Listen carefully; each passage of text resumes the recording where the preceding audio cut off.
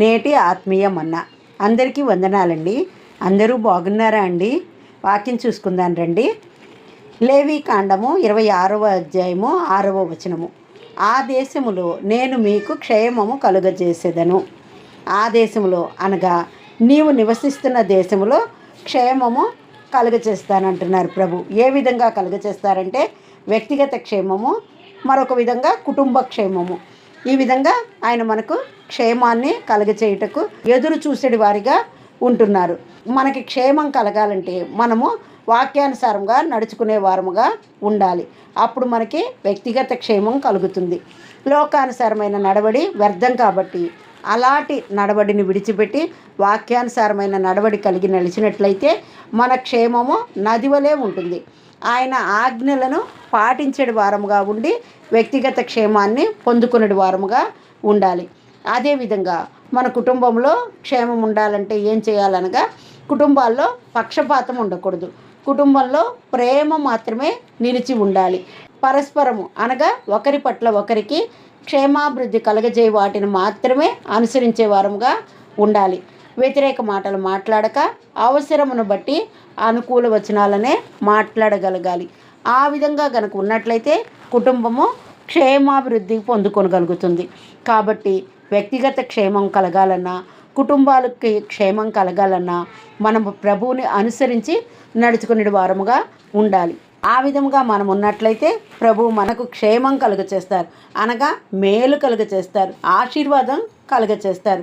ఈ విధంగా వీటిని మనం పొందుకోవాలన్నప్పుడు తప్పక మనము దేవుని అనుసరించి నడుచుకునే వారముగా, వాక్యానుసారముగా ఆజ్ఞలకు లోబడి నడుచుకునే వారముగా ఉన్నట్లయితే ప్రభు మనల్ని దీవించుటకు, మనకు క్షేమం కలుగచేయుటకు సిద్ధంగా ఉంటారు.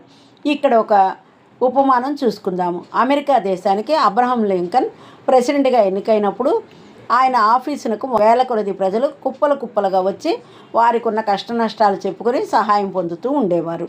ఒకనాడు అబ్రహం లింకన్ తన ఆఫీసులో ఉండగా ఒక తల్లి చేతిలో ఒక సంచి పట్టుకొని ఆయన దగ్గరకు వచ్చి నిలబడింది. అది గమనించిన లింకన్, అమ్మా నీకేమైనా సహాయం కావాలా అని ఎంతో ప్రేమగా అడిగాడు. అందుకు ఆమె, అయ్యా నువ్వు ప్రెసిడెంట్ అయిన నాటి నుండి నేటి వరకు కూడా సహాయం కోరిన ప్రతి ఒక్కరికి కాదనక సహాయం చేస్తున్నావని విని వచ్చాను. దేవుని ప్రేమను ఇంతగా ప్రజలకు చూపుతున్న నిన్ను చూసి నీకు మనసారా వందనాలు చెప్పడానికే వచ్చాను అని అంటూ, అయ్యా నీకు స్వీట్స్ అంటే ఇష్టమని ఎవరో చెబితే విని నువ్వు చేస్తున్న మేలులకు కృతజ్ఞతగా ఇవి పట్టుకొచ్చానయ్యా అని తను తెచ్చిన సంచిలో నుండి స్వీట్ ప్యాకెట్ తీసి లింకన్కి ఇస్తుంటే అతనికి తెలియకుండానే అతని కళ్ళలో నుండి కన్నీళ్లు జాలువారుతూ ఉండగా ఆ కన్నీటిని తుడుచుకుంటూ, అమ్మ నా ఆఫీస్కు ఎన్నో వేల మంది తమ కష్టాలు చెప్పుకొని సహాయం పొందడానికే వచ్చారు, కానీ చేసిన మేలుకు కృతజ్ఞతగా వందనాలు చెప్పడానికి నా జీవితకాలంలో వచ్చిన మొట్టమొదటి వ్యక్తివి నువ్వు ఒక్కదానివేనమ్మా అంటూ ఆ స్వీట్స్ తీసుకొని లింకన్ ఆమె చూపిన కృతజ్ఞతకు ఇంకా అనేకులకు మరింతగా సహాయపడాలని, దేవుని ప్రేమను చూపాలని నిశ్చయించుకున్నారట.